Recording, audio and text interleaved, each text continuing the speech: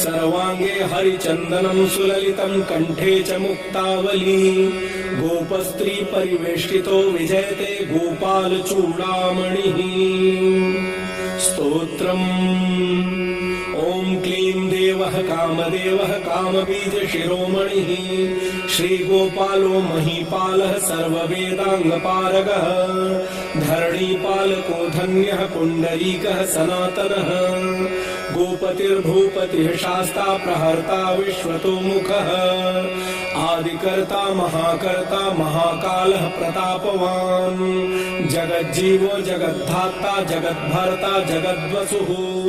मत्स्यो भीमः कुहूभर्ता हर्ता वाराहमूर्तिमान् नारायणो हृषीकेशो गोविन्दो गरुडध्वजः गोकुलेन्द्रो महाचन्द्रः शर्वरी प्रियकारकः कमलामुखलो